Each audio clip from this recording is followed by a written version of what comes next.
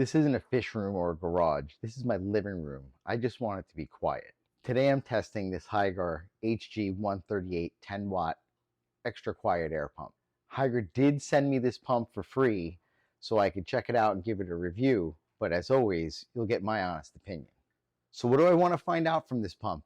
Is it going to fit my needs and move enough air? Is it going to be versatile? And most of all, is it quiet enough for my living room? Do you need an air pump? No. But after this, you may want one, even if you're using CO2 like me. A lot of people think that it's the air bubbles in the water that is creating the oxygen enrichment of the water, but it's really breaking that surface tension is where the exchange of CO2 and oxygen take place. Breaking that surface tension is really what you're after. Or maybe you want a fun ornament like the skeleton on the ship's wheel, or the classic golden treasure chest as it opens and closes. Or maybe you want a sandfall like me. Your creativity is your only limit. So this air pump comes with 3 air stones, 2 check valves, a nice really long length of air hose, and some suction cups so you can easily install it in your tank. As you see here, I have it mounted in the tank, and it does put out a decent amount of air. Look at all the waves that it's generating. What's nice about this pump is with the 2 outputs, you could use this in 2 separate tanks. Or maybe you want to use 2 objects in your tank like I'm going to in my 40 breeder right here. For me, extra filtration and flow was what I was after. With putting 2 sponge filters in this tank, I was able to get the water flow around the tank, even with a lot of plants and hardscape. This is really a problem as I really don't have too big of a canister filter on here, and I didn't want to have too much strong flow in some areas and too weak in others, but I was having a problem getting the CO2 to cycle all the way around the tank.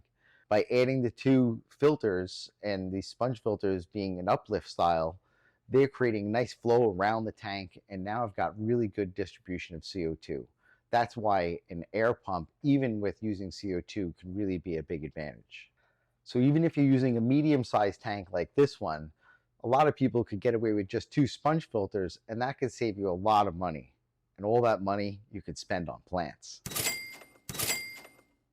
If you're finding any of these tips or tricks helpful, like and subscribe.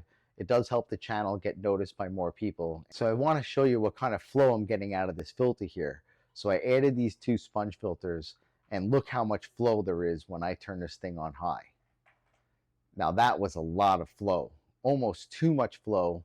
The guppies initially enjoyed it swimming in the current, and they loved it, but at nighttime when the lights were going down, they weren't really liking all this flow, and they were stuck down low in the grass or hiding in the trees trying to escape the flow and being held into place so they could rest. So I did decide to back it off a little bit, but that's what's really nice about this pump is the adjustability lets me tailor it to my needs. You don't need to run the air pump all the time, and maybe you just want to run it at night.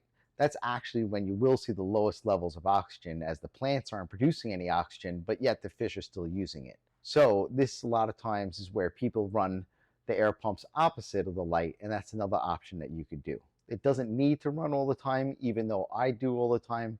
You have to do what's best for your tank. Getting a little geeky here, but even with my CO2 with the 2 sponge filters running, I could still maintain my 1 pH drop in order to achieve the right amount of CO2 saturation, and also I'm getting plenty of oxygen saturation, so plenty of pearling for my plants, and it does look really cool. Let's talk about volume. I got a free app, so by no means is this accurate, but it's good for a comparison. So while I'm talking, I'm recording about 55 to 60 decibels. With the cabinet closed and everything running, I'm recording 23 to 25 decibels. With the canister filter unplugged, with the pump turned down a little bit to my settings, I'm recording 19 to 20 decibels from this pump. It is virtually quiet. The room itself is 16 with nothing else on. I'd say that's pretty quiet. With the pump turned up all the way and nothing else running, I'm hearing about 26 to 28, and that's just on this app's recording. So it's not really an accurate number, but it's nice to see the comparison from a silent room reading 16 to the loudest this is going is not many decibels higher. I'd actually say this is a pretty quiet pump. There is one downside. It is kind of bulky. This could be a problem if your pump isn't inside under a cabinet. It does take up about the same amount of space if you were running 2 air pumps, and overall, in the common pumps that are out there, this is actually going to be cheaper than most premium pumps if you were to buy 2 of them. And in my opinion, they don't move nearly as much air as this. So it's very quiet, plus moving a ton of air. That's a win-win, with only one downside being that it is a little bit bulky. Bottom line, air pumps aren't just for air bubbles. They can be used for many things: filtration, even flow around your tank, and CO2 distribution. What other ideas do you have to use an air pump for? Let me know in the comments below.